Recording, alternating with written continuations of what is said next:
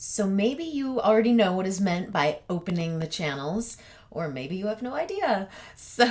After watching this video, you'll better understand how in Tantric Buddhism, opening the channels is a complete path to awakening. We just need to better understand what is meant by channels.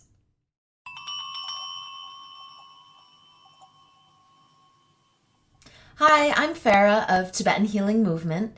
So, in Tantrayana Buddhism, we often talk about channels. This is the path of Tibetan Buddhism that's using the body as a vehicle to transform the mind. And yes, we talk about the physical body, but more so we refer here to the subtle body. And in the subtle body, a major component is the channels. So, there's actually three different kinds of channels: existent channels, meditative channels, and secret channel. So first, let's define channel. It's really just a passageway in which other substances are traveling. So an example, would be like a river or highway or a tube. So there needs to be like a path, and then there's vital substances traveling through it. In this case, in the subtle body, it's wind energy and essence that's traveling through. Of course, if the channel is blocked, then the flow of those substances is impeded, and then we're not going to be able to have optimum health in that case. Our vitality will decrease. Okay, so the three kinds of channels. The first is existent channels. These are ones that are really there. They're measurable. They actually exist. On a physical level, this is veins, arteries, nerves. And then on a more subtle level, we talk about 72,000 channels in the body. These are more energetic channels in which the wind energy is traveling. So those are existent. Then we have our meditative channels. So these don't necessarily exist. They're not necessarily there as we're using them. Rather, we're visualizing the channels in a certain way so that we can have an experience of the energy flowing through them. Now, the experience is real and the energy is real, but we might visualize the channels, different numbers of them, different colors, different shapes. This depends on what practice we're doing and the goal of the practice. And often we're visualizing moving energy through these channels. But still, we're just visualizing them in a certain way because it's really helpful to do so. And then the third channel is the secret channel. Now, this is the most subtle of them all, and this is ultimately where we're trying to reach. This is the goal. The secret channel is the mind. Yes, the mind is also a channel.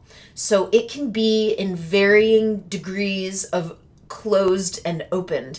And the more open the mind is, the more expansive and connected it is, the more it's able to receive information available to us from the universe. So this is the awake, aware state, is to have the open secret channel of the mind. Now, in Tantrayana Buddhism, as I mentioned, there's many, many great methods, and they're all about releasing blockages in these different channels and cultivating more and more openness.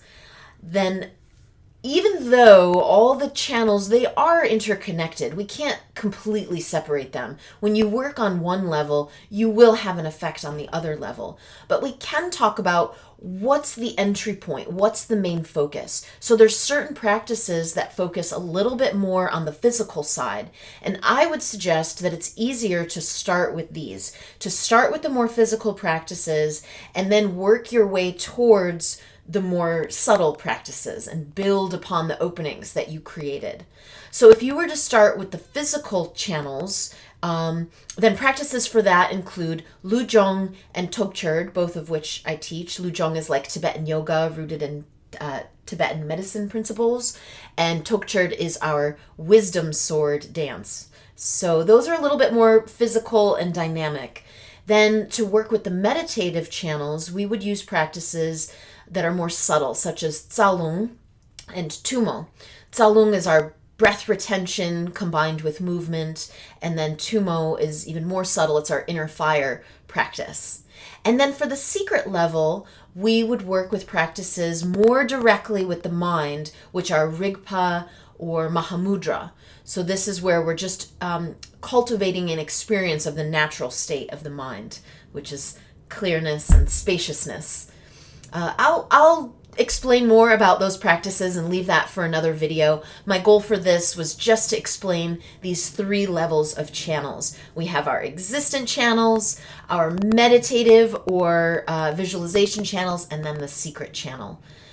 And in the meantime, if you'd like to learn more, you can go to my website, which is TibetanHealingMovement.com. I have a free video series that you can grab over there on the most comprehensive Tibetan Buddhist practice, also known as the King exercise. And also please subscribe to my channel. I will be releasing and filming these videos regularly, so if you'd like to be informed when they come out, please subscribe. Thank you so much for watching, for your time and attention. Most valuable resource. I hope you found some benefit.